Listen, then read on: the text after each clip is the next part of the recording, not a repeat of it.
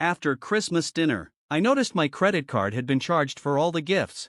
Dad said, "We all agreed, since you don't have kids, you should pay for the ones who do." I was shaking as I grabbed my phone and said, "Then you'll like what happens next." He just laughed. The next day, my phone blew up with 53 missed calls, cousins yelling, mom begging, and even dad begging me to stop. But then, I was sitting at the table, holding my fork frozen in midair. I had just checked my phone under the table and saw a charge of $13,642 from that morning. At first, I thought it was a mistake. But then I saw the details: department stores, toy shops, online stores. All the presents, every single one.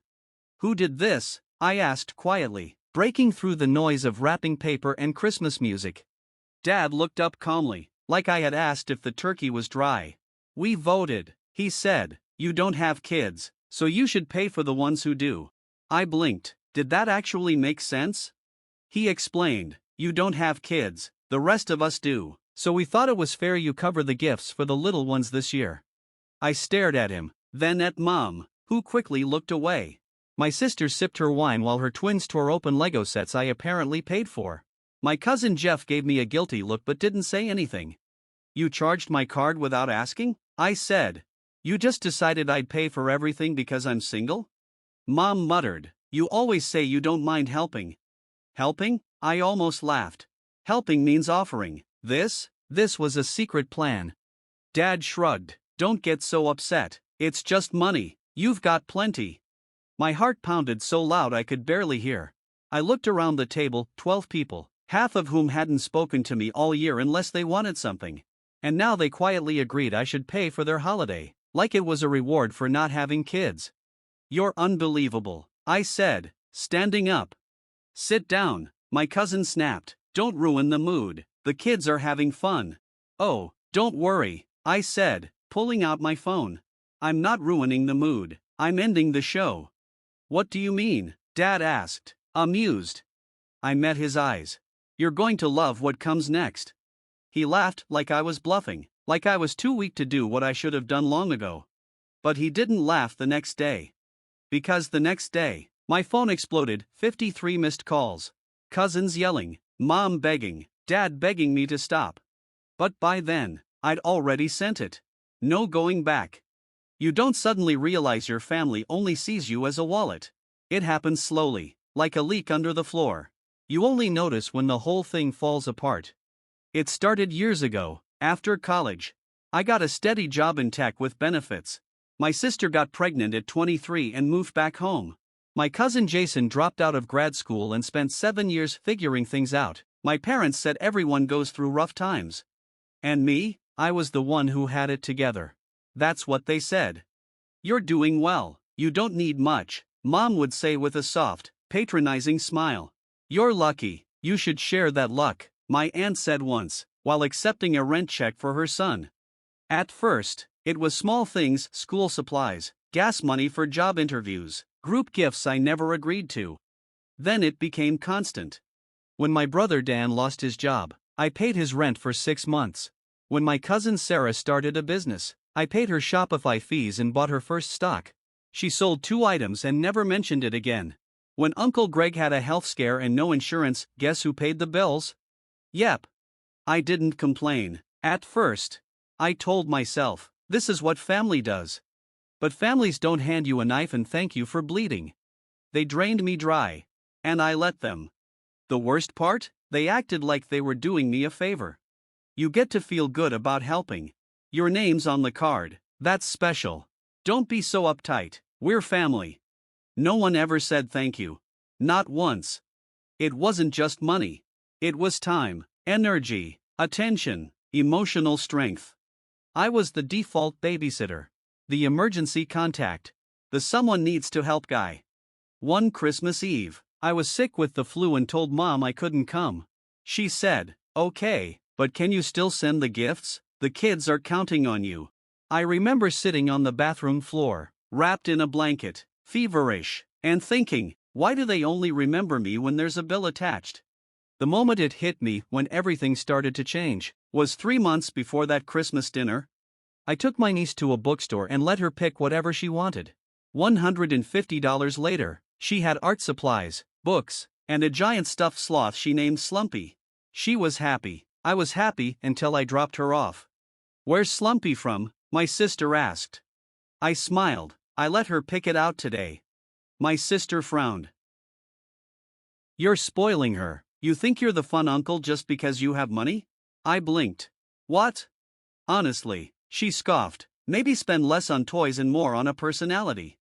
It hit me so hard I almost laughed. I just spent the weekend with her kid, time I could have used to rest, date, live, and instead of thanks, I got mocked. Like helping made me pathetic. That's when the mask slipped, not hers, mine. I saw them for what they really were, takers disguised as family, masters of guilt. They never respected me, they barely liked me. I wasn't family, I was a funding source. Then December came. Christmas plans started floating around the family chat by mid-November. Of course, I was expected to host again, be Santa again, max out my credit card again. I was ready to say no, I swear I was. But then my dad messaged me personally. "You're really good at this stuff, why don't you just handle all the gifts again? We'll settle up later." I'd never been settled up for last year or the year before. So I replied, short and cold. "Only if we agree beforehand who's paying." He left me on read, no reply for 3 weeks. I thought maybe they'd got the message. I was wrong. They used my backup card instead. A card I gave my mom years ago just in case. She still had the number and apparently shared it.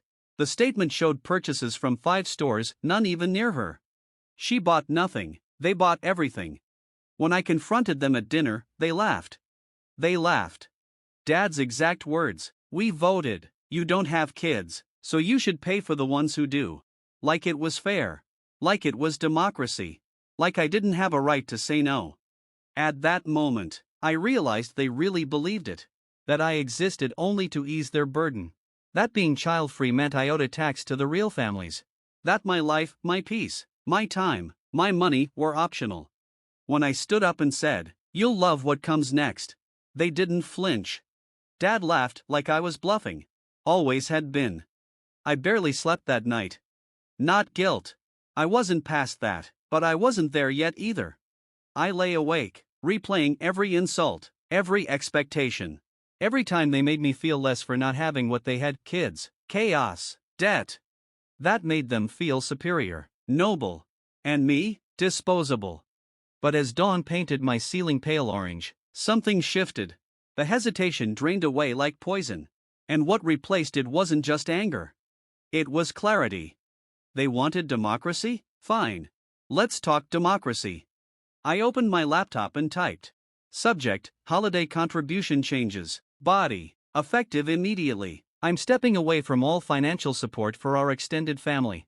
That includes Christmas gifts, birthdays, kids or adults, school fees, mortgage help, emergency Venmos, vet bills, car repairs, Disney Plus subscriptions, everything. If you've spent money on my cards, expect a chargeback. If you saved or shared my info without permission, expect legal action. You voted. I'm voting back. Merry Christmas. The childless one. Then I hit send. Everyone. My parents. My sister. All 6 cousins. My aunt, who still thinks I owe her for babysitting me once. Then I turned off my phone. It took them exactly 7 hours and 16 minutes to crack. When I turned it back on, it exploded. 53 missed calls. Dozens of texts. Voicemails from sobbing relatives. Cousins threatening to sue me for emotional damage.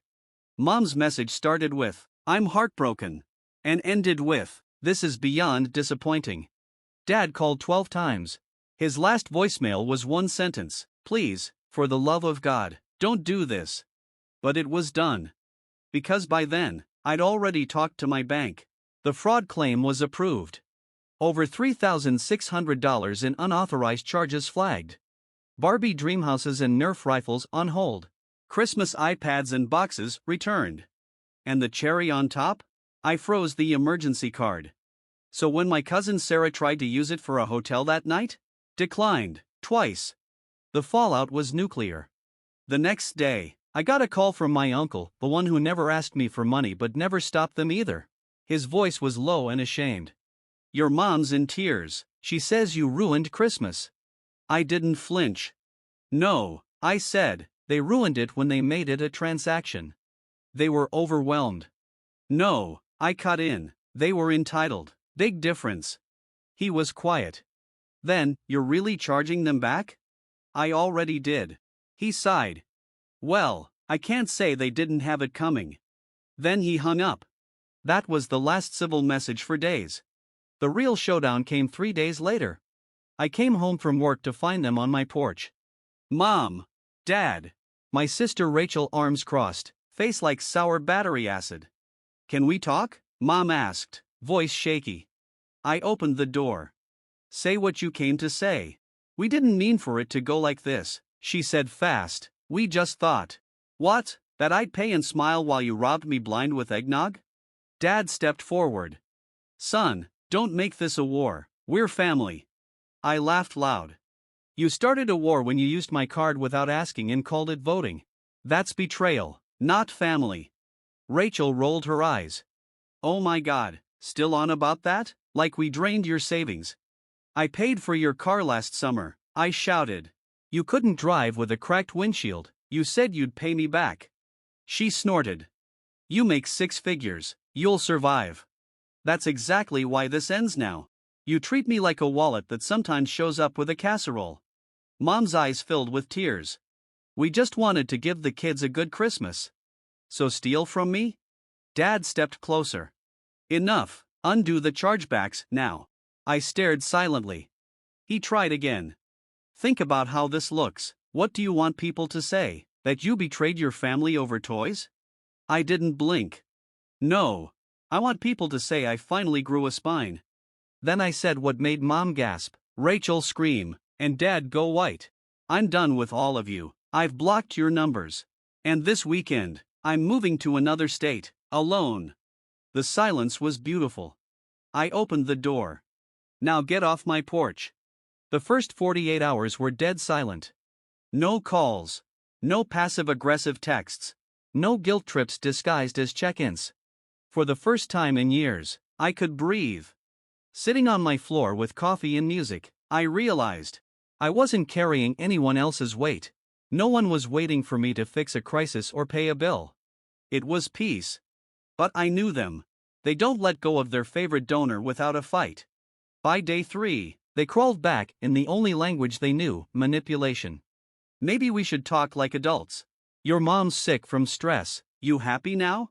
The kids ask why Uncle Ghost doesn't call. I saw the messages. I didn't reply. Because they didn't miss me. They missed what I gave. Then something unexpected happened. A message from cousin Jason. I screwed up. Can we talk? I didn't reply. An hour later, he showed up at my door. He looked different. Not the usual sarcastic, hoodie-wearing Jason. Cleaned up, hair brushed, blazer on, even a watch. He looked like a man ready to be the brother I always wished for. I've enrolled in online courses, Jason said. Marketing. I'm working with a friend trying to get it together. For real. I stayed silent. After a long pause, he added, I was jealous of you. That's why I lashed out. You had your life, no chaos, no kids, no constant noise. And I hated that. I tilted my head. You here for money? No, he said quickly. I came to say I'm not your shadow anymore. For a second, I actually believed him. He left. 30 minutes later, my bank alerted me, someone tried to reset my online account. Guess who? Jason. He hadn't changed, he'd rehearsed. That visit wasn't an apology. It was a test to see if I still fell for tears in costume. I changed every password, froze the backup card, and flagged the attempt. That was the last time anyone in my family got near my life. And then came freedom. I ended my lease, accepted a new job in another state, better pay, fresh apartment, and not a single relative within 400 miles. But the best part wasn't the raise or the skyline view. It was the message from Kelly, Jason's wife. I saw what he did. I'm filing for divorce. Thank you. You were the only one who actually helped. That hit harder than I expected. She knew all along. She saw what was happening. She just hadn't spoken until now. And suddenly, I realized, maybe my choice to choose myself gave someone else the courage to do the same. Before I left town, I dropped one final message into the family group chat. I renamed it. This bank has permanently closed. Try love instead. Then I hit leave chat. As I drove out of town, car packed to the ceiling, music shaking the windows, I smiled. I was alone. But for the first time, alone didn't mean punishment. It meant freedom. It's funny how quiet the world becomes once you cut out the people who never truly listened. After I changed states, changed numbers, and blocked everyone, the silence didn't feel like loneliness. It felt like peace. No more, "Can you just cover rent this month?" No more guilt bombs wrapped in fake concern. No more names lighting up my phone only when their bills did. They were gone. And not just gone, cut off. For the first time in my adult life, I wasn't tied to anyone else's survival. For the first time, I was surviving on my own terms. I found a small apartment. Nothing fancy, but mine. My rules. My groceries. My quiet. The first night, I left my phone on Do Not Disturb, not because I expected a call, but because I finally knew there wouldn't be one. And let me tell you, there's a kind of healing that happens in that kind of silence. The kind where you don't have to explain yourself. Where you don't have to defend your boundaries. Where you stop asking, "Am I being too harsh?" No. You're not being harsh. You're being free. They tried to claw back, of course. New numbers. Blocked contacts. Even a burner Instagram that messaged, "Come home. We're family." Enough is enough. I laughed. Enough is enough? That's what I said when you stole from me and called it voting. That's what I said when Dad said I should do more because I didn't have kids. That's what I said when Jason tried to hack my bank account. But now, enough isn't a request. It's a boundary. And it's one they'll never cross again. I started therapy. Told my therapist everything. She nodded and said, "You were taught that love must be earned through sacrifice." That line stuck. Because that's exactly what it was. They made me believe that unless I gave, I wasn't worth loving. Unless I paid, I didn't belong. Unless I bled, they wouldn't even pretend to care. That's not love. That's control. And I escaped it. People ask me now, "Do you regret cutting them off?" Not for a second. I regret not doing it sooner. I regret every party I funded but wasn't invited to. Every plan I canceled to pay someone else's electric bill. Every birthday I remembered while they forgot mine. I regret ever thinking I was the selfish one. No. I don't flinch when I think of them. They made their choice the day they decided I was useful, not loved. They voted. And now, so did I. Unanimous, cut off. Here's the twist they never saw coming. I'm doing better than ever. I got promoted. I travel. I'm dating someone who only wants honesty and presence, not money. I picked up photography. I cook real food now, not just midnight takeout between paying their bills. I even adopted a dog. I named her Balance. She's quiet, loyal, and only asks for love. More than I can say for most of my blood relatives. Just when I thought the story was over, I got a text from an unknown number. "He's out. We're getting divorced. I wanted you to know." It was Kelly, Jason's now ex-wife. She'd finally left him. She later told me he spiraled, lost the job, drank too much, blew through the last of his money. Tried using my old bank info again. "You were the only one who saw it clearly," she said. "I didn't believe you before. I do now." And that's when it truly hit me. This wasn't just about cutting them off. It was about cutting through the lies. Sometimes, when you walk away, you don't just save yourself, you shine a light for others to finally see. I didn't lose a family. I lost a scam. So when people ask me what happened, I smile and say, I used to be the one who paid for Christmas. Now I'm the one who saved myself from it.